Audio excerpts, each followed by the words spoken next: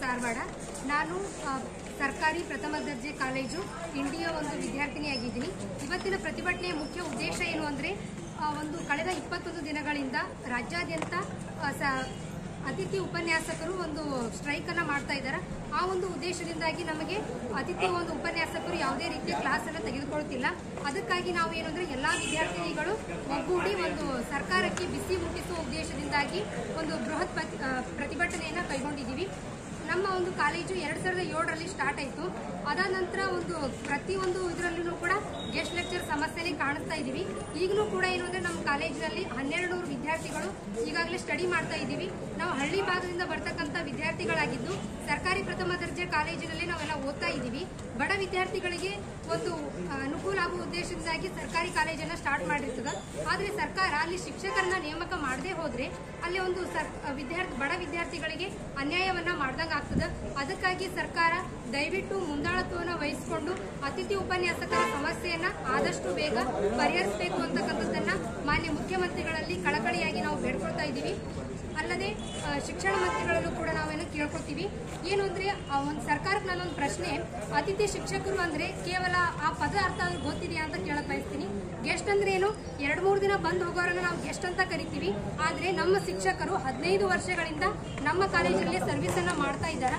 ಅವರನ್ನ ನಾವು guest lecture ಅಂತ ಯಾವ ರೀತಿ ಕರಿಬೇಕು ಅಂತ ನಮ್ಗೆ ಗೊತ್ತಾಗ್ತಾ ಇಲ್ಲ.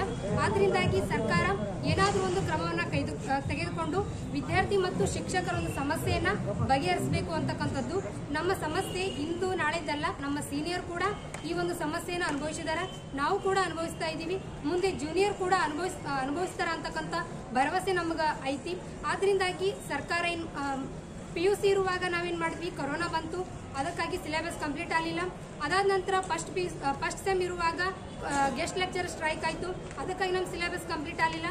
3rd ಸೆಮ್ ಮತ್ತು 4th ಸೆಮ್ ಅನ್ನ ಒಂದಿಷ್ಟು ಸ್ವಲ್ಪ ಕಲ್ತೀವಿ ಅನ್ನೋದ್ರಾಗ ಈಗ 5th ಸೆಮ್ ಬಂದಿದ್ದೀವಿ. ಈಗ ಕೂಡ ಗೆಸ್ಟ್ ಲೆಕ್ಚರ್ ಸ್ಟ್ರೈಕ್ ಅಂತ ಹೇಳಿ ಟೀಚರ್ಸ್ ಎಲ್ಲ ಸ್ಟ್ರೈಕಿಗೆ ಹೋಗಿದ್ದಾರೆ. ನಮ್ಮಲ್ಲಿ ಯಾವುದೇ ರೀತಿ ತರಗತಿಗಳು ನಡೀತಾ ಇಲ್ಲ. ಇದರಿಂದಾಗಿ ನಮ್ಮ ಭವಿಷ್ಯದ ಮೇಲೆ ನಕಾರಾತ್ಮಕ ಪರಿಣಾಮವನ್ನು ಬೀರ್ತದೆ. ಅದಲ್ಲದೆ ಸರ್ಕಾರ ಏನು ಅಂದರೆ ಒಂದಿಷ್ಟು ಗೊಂದಲಗಳನ್ನು ಸೃಷ್ಟಿ ಮಾಡ್ತಾ ಇದೆ. ಒಂದು ಶೈಕ್ಷಣಿಕದಲ್ಲಿ ಒಂದು ಕ್ರಾಂತಿಯನ್ನು ಮೂಡಿಸಿದಂತಹ ರಾಷ್ಟ್ರೀಯ ಶಿಕ್ಷಣ ನೀತಿಯನ್ನು ಕೂಡ ಸರ್ಕಾರ ರದ್ದು ಮಾಡಲಿಕ್ಕೆ ಒಂದು ಕ್ರಮವನ್ನು ತೆಗೆದುಕೊಳ್ತಾ ಇದೆ. ಆ ರದ್ದು ಇರ್ಬೋದು, ಪಠ್ಯಕ್ರಮ ಇರ್ಬೋದು, ಎವ್ಯುಲೇಷನ್ ಇರ್ಬೋದು, ಪ್ರತಿಯೊಂದರಲ್ಲೂ ಕೂಡ ಏನು ಅಂದರೆ ಸರ್ಕಾರ ಗೊಂದಲವನ್ನು ಸೃಷ್ಟಿ ಮಾಡ್ತಾ ಇದೆ. ನಿಮ್ಮ ಒಂದು ರಾಜಕೀಯ ಕಚ್ಚಾಟಕ್ಕಾಗಿ ನಮ್ಮ ವಿದ್ಯಾರ್ಥಿಗಳನ್ನು ಬಲಿಪಶು ಮಾಡಬೇಡಿ ಅಂತಕ್ಕಂಥದ್ದನ್ನು ಮಾನ್ಯ ಸರ್ಕಾರದಲ್ಲಿ ನಾನು ಕೇಳ್ಕೊಳ್ತೀನಿ. ಅದಲ್ಲದೆ ವಿದ್ಯಾರ್ಥಿಗಳು ನಮ್ಮ ಒಂದು ಭಾವಿ ಭವಿಷ್ಯದ ರೂಪಿಸುವುದಕ್ಕಾಗಿ ನಾವು ಕಾಲೇಜ್ಗೆ ಬರ್ತಿರ್ತೀವಿ. ಇಂದಿನ ಮಕ್ಕಳೇ ನಾಳಿನ ಪ್ರಜೆಗಳು ಅಂತ ದೊಡ್ಡದಾಗಿ ಭಾಷಣವನ್ನು ಮಾಡ್ತೀರಿ. ಆದ್ರೆ ಇಂದಿನ ಮಕ್ಕಳನ್ನು ನಾವು ಸರಿಯಾಗಿ ಕಾಲೇಜ್ಗೆ ಹೋಗದೇ ಇದ್ರೆ ನಾವು ಯಾವ ರೀತಿ ಭವಿಷ್ಯವನ್ನು ರೂಪಿಸ್ಕೋಬೇಕು, ನಮ್ಮ ಶಿಕ್ಷಣದ ಬಗ್ಗೆ ನಮಗೆ ಕ್ಲಾರಿಫೈ ಇಲ್ಲಾಂದ್ರೆ ನಾವು ಭವಿಷ್ಯದ ಪ್ರಜೆಗಳು ಯಾವ ರೀತಿ ಆಗ್ತೀವಿ. ಹಿಂದೆ ಗುರು ಇರಬೇಕು, ಮುಂದೆ ಗುರಿ ಇರಬೇಕು ಅಂತ ಹೇಳ್ತೀರಿ. ಆದ್ರೆ ಗುರಿಯನ್ನು ನಾವೇನು ಇಟ್ಕೊಂಡು ಕಾಲೇಜಿಗೆ ಬಂದಿದ್ದೀವಿ. ಆದರೆ ನಮ್ಮನ್ನು ಮುನ್ನಡೆಸುವಂತ ಗುರುಗಳೇ ನಮ್ಗೆ ಸಿಗದೆ ಹೋದ್ರೆ ನಾವು ಯಾವ ರೀತಿಯ ಗುರಿಯನ್ನು ತಲುಪಬೇಕು ಅಂತಕ್ಕಂಥದ್ದು. ಅದಲ್ಲದೆ ಸರ್ಕಾರ ಪ್ರತಿಯೊಂದು ಹಂತದಲ್ಲೂ ಗ್ರಾಮೀಣ ಭಾಗದ ವಿದ್ಯಾರ್ಥಿಗಳ ಒಂದು ಏಳಿಗೆಯನ್ನು ಬಯಸ್ತೀವಿ, ಗ್ರಾಮೀಣ ಪ್ರದೇಶದ ಅಭಿವೃದ್ಧಿಯನ್ನು ಬಯಸ್ತೀವಿ ಅಂತ ಹೇಳ್ತಾರೆ. ಆದ್ರೆ ಇನ್ನೂ ತನಕನೂ ನಮ್ಮ ರಾಜ್ಯದಲ್ಲಿರ್ತಕ್ಕಂಥ ಎಷ್ಟೋ ಕಾಲೇಜ್ಗಳಲ್ಲಿ ಪರ್ಮನೆಂಟ್ ಆಗಿರ್ತಕ್ಕಂಥ ಶಿಕ್ಷಕರು ಗ್ರಾಮೀಣ ಭಾಗದ ಒಂದು ಕಾಲೇಜ್ಗಳಲ್ಲಿ ಇಲ್ಲ. ಇದನ್ನು ಒಂದು ಸರ್ಕಾರ ದಯವಿಟ್ಟು ಗಂಭೀರವಾಗಿ ಪರಿಗಣಿಸಬೇಕು. ಇದು ಕೇವಲ ಇಂಡಿ ಭಾಗದ ವಿದ್ಯಾರ್ಥಿಗಳ ಸಮಸ್ಯೆ ಮಾತ್ರ ಅಲ್ಲ, ಇಡೀ ರಾಜ್ಯದಲ್ಲಿರ್ತಕ್ಕಂಥ 3 ಲಕ್ಷ ಡಿಗ್ರಿ ಓದ್ತಕ್ಕಂಥ ವಿದ್ಯಾರ್ಥಿಗಳ ಸಮಸ್ಯೆ ಐತಿ. ಸರ್ಕಾರ 243 ಕಾಲೇಜುಗಳನ್ನು ಸ್ಟಾರ್ಟ್ ಮಾಡೈತಿ. ಶಿಕ್ಷಕರನ್ನ ನೇಮಕ ಮಾಡ್ಕೊಳ್ತಕ್ಕಂಥ ಒಂದು ಕೆಪಾಸಿಟಿ ಸರ್ಕಾರದಲ್ಲಿ ಇಲ್ಲ ಅಂದ್ರೆ ಸರ್ಕಾರ ಕಾಲೇಜುಗಳನ್ನಾದ್ರೂ ಯಾಕೆ ಸ್ಟಾರ್ಟ್ ಮಾಡಬೇಕು, ನಮ್ಮನ್ನ ಅಪಾಯಿಂಟ್ಮೆಂಟ್ ಆದ್ರೂ ಯಾಕೆ ಮಾಡ್ಕೋಬೇಕು ಅಂತಕ್ಕಂಥದ್ದನ್ನ ಮಾನ್ಯ ಶಿಕ್ಷಣ ಸಚಿವರಲ್ಲಿ ನಾನು ಕೇಳ್ಕೊಳಕ್ ಬಯಸ್ತೀನಿ.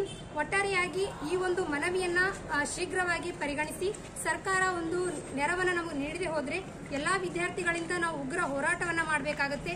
ಅದಕ್ಕೆ ಸರ್ಕಾರವೇ ನೇರ ಹೊಣೆ ಅಂತಕ್ಕಂಥದ್ದನ್ನ ಈ ಮೂಲಕ ಹೇಳಕ್ ಬಯಸ್ತೀನಿ. Thank you. ಎಷ್ಟು ದಿವಸದಿಂದ ಕ್ಲಾಸ್ ನಡೀತಿಲ್ಲ? 21 ದಿನದ ಕ್ಲಾಸ್ ನಡೀತಾ ಇದೆ. ಟೋಟಲ್ ಎಷ್ಟು ಶಿಕ್ಷಕರು ಅದರಲ್ಲಿ? ಟೋಟಲ್ 28 ಶಿಕ್ಷಕರು ಅದಾರ. ಅದ್ರಾಗ 3 ಜನ ಪರ್ಮನೆಂಟ್ ಟೀಚರ್ ಅದಾರ, 25 ಜನ ಗೆಸ್ಟ್ ಲೆಕ್ಚರ್ ಅದಾರ. 3 ಜನ ಬಂದು ಪಾಠ ಮಾಡ್ತಾರೆ. ಅವ್ರು ಮಾಡ್ತಾರೆ. ಒಬ್ರು ಕಾಮರ್ಸ್ ಕದಾರ್ರಿ, ಒಬ್ರು ಬಿಕಾಮ್ ಕದಾರ್ರಿ. ಅಂದ್ರೆ ಒಬ್ರು ಬಿಕಾಮ್ ಕದಾರ, ಒಬ್ರು BA ಕದಾರ, ಒಬ್ರು ಇಂಗ್ಲಿಷ್ ಮೇಡಮ್ ಅದಾರ. ಒಬ್ಬೊಬ್ಬರಿಗೆ ಹಂಚಿಕೆ ಮಾಡೋದು ಒಂದೊಂದು ಕ್ಲಾಸ್ ಕೂಡ ಬರಲ್ಲ. ಮುಂಚೆ ಎಲ್ಲ ಕ್ಲಾಸ್ ನಡೀತಾ ಇದ್ವು? ಹಾಂ ರೀ ಸರ್, ಎಲ್ಲ ಕ್ಲಾಸ್ ನಡೀತೀವಿ. ಈಗ ನಡೀತಾ ಇದೆ? ಈಗ ನಡೀತಾ ಇದೆ ಸುಮಾರು 21 ದಿವಸ. ಹಾಂ ರೀ ಸರ್.